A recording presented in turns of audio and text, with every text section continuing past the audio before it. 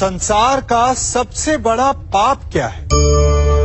असत्य बोलना, हत्या कर देना, चोरी करना या किसी का अपमान करना। संसार का सबसे बड़ा पाप है किसी निर्बल को सताना, और संसार का सबसे बड़ा दंड भी उस निर्बल के मुख से निकली हाय है। आप देख रहे हैं मैं क्या कर रहा हूं? मैं लौह पिघला रहा हूं, और ये लौह पिघलता है इस चमड़ी की बनी धूनकी से निकली हवा से।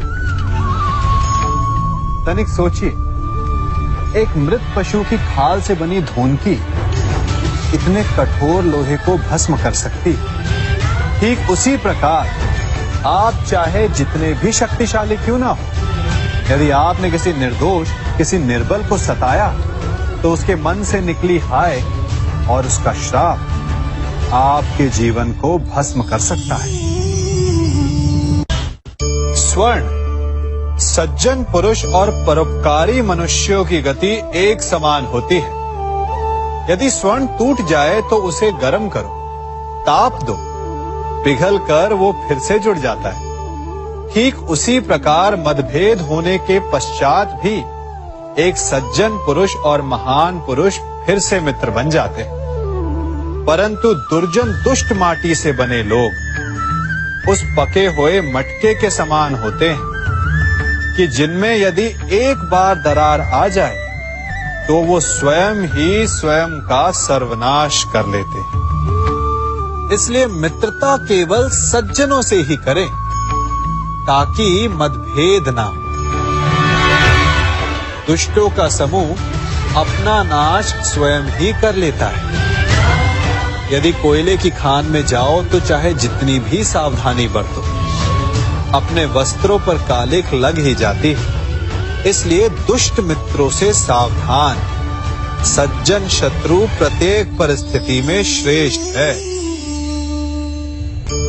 प्रत्येक मनुष्य सफलता पाने के लिए कार्य करता है। कुछ सफल होते हैं, कुछ नहीं होते, और जो सफल नहीं होते वो सदा अपनी असफलता का कारण या तो अपनी परिस्थितियों को बताते हैं या अपने सहयोगियों को दोषी ठहराते हैं। परंतु क्या वास्तविकता में ऐसा ही होता है?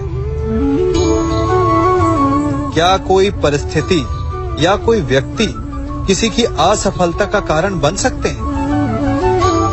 उत्तर हां भी है और ना भी। कैसे? आप इस तितली को देख रहे हैं? आपने एक मक्खी को भी देखा होगा। प्रकृति ने दोनों को समान गुण दिए हैं रस पान करने का। एक तितली फूलों पर जाकर उसका रस लेती और इस अवस्था में नए फूल खिलने की व्यवस्था भी करती है, और मक्खी घाव पर बैठती है, घाव को सड़ाती है और रोग भी फैलाती है। यदि इसमें किसी बात का अंतर है तो केवल सोच का। यदि आप उचित मार्ग चुनेंगे तो आपको सफलता मिलेगी, आप में उत्साह बढ़ेगा, और यदि आप अनुचित मार्ग चुनेंगे तो आपको असफलता मिलेगी, निराशा मिलेगी। अब उचित मार्ग चुनना है या अनुचित मार्ग, ये निर्णय तो आप पर निर्भर करता है। मनुष्य सदा भला बुरा, खरा खोटा, सत्य असत्य की बातें करता है। सत्य को अच्छा मानता है और असत्य को बुरा। परंतु क्या आपने कभी ये सोचा है कि प्रत्येक वस्तु, प्रत्येक भाव का एक महत्व होता है? दोनों ही एक दूसरे के पूरक होते हैं। यदि काला रंग नहीं होगा तो क्या श्वेत रंग की आभा का अनुभव होगा? यदि असत्य नहीं होगा तो क्या सत्य के महत्ता का ज्ञान होगा? यदि बुरा नहीं होगा तो क्या भले पर आपको विश्वास होगा? कुछ महत्वपूर्ण है तो दोनों के मध्य का संतुलन। बुरी से बुरी वस्तु, समय या भाव कोई ना कोई स्वयं में शुभ छिपाए रखती है। कभी काले गरजते मेघों को देखा है? उसके किनारे भी एक स्वर्णिम आभा होती है। उसी प्रकार यदि आपके जीवन में बुरा समय आए तो आपको अपने सच्चे मित्रों की पहचान हो जाती है। तो बुरे समय में निराश ना हो, उसमें भी कुछ शुभ खोजने का प्रयास करें और धीरे धीरे सब कुछ आपके जीवन में स्वतः शुभ हो जाएगा। संसार में सबसे महत्वपूर्ण क्या है? दृष्टि या दृष्टिकोण, समझ या सोच?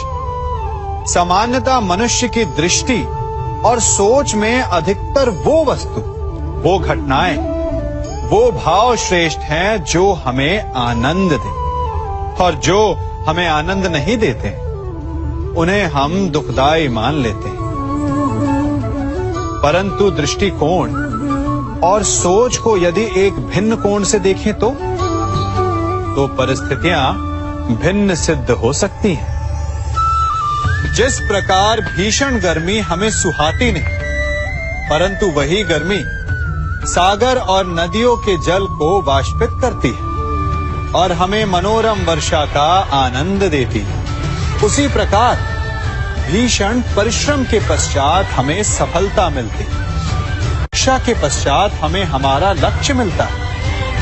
तो सदा स्मरण रखिएगा कि दुख और पीड़ा से भागे नहीं, क्योंकि यही भविष्य में आने वाले सुख का मूल है।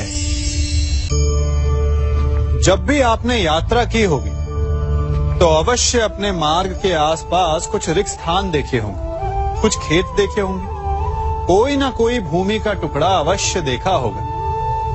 कुछ स्थान ऐसे होते हैं जहां पेड़ लगे होते हैं, जहां माली बड़े प्रेम से उन्हें बोता है, उन्हें सींचता है, और कुछ स्थान ऐसे भी होते हैं जहां बिना माली के खरपतवार उग जाते हैं, कुछ अन्य पौधे उग जाते हैं। माली द्वारा उगाए वृक्ष हमें ठंडी छाया देते हैं, हमें फल देते हैं, ईंधन के लिए लकड़ियां देते हैं, और बिना परिश्रम के उपजित खरपतवार यदि कुछ करते हैं तो ये कि वो भूमि को बंजर बनाते हैं। हमारा मन भी रिक्त भूमि की भांति होता है। यदि अपने परिश्रम से उसमें सुविचारों के बीज डालोगे तो फलदायक विचार उपजेंगे, और यदि उसे रिक्त छोड़ दिया तो खरपतवार की भांति अनुपयोगी विचार आपके मन को अपना घर बना लेंगे, आपके मन को मैला कर देंगे, उसे बंजर कर देंगे। अब निर्णय आपका है कि आपको सुविचार देने वाला मन चाहिए या कुंठा देने वाला। जल प्रकृति को इस संसार की सबसे अनूठी देन है। वो महासागर में भी मिलता है और मीठे तालाब में भी, वो पवित्र गंगा में भी होता है और दुर्गंध आती नाली में भी। हम तालाब और नदी को सम्मान इसलिए देते हैं क्योंकि उसका मीठा जल हमारी प्यास बुझाता है, परंतु सागर का जल पीने योग्य नहीं होता, इसीलिए कभी कभी हम उसे उतना महत्व नहीं देते और नाली के जल को हम हे दृष्टि से देखते हैं। तो क्या ये उचित है?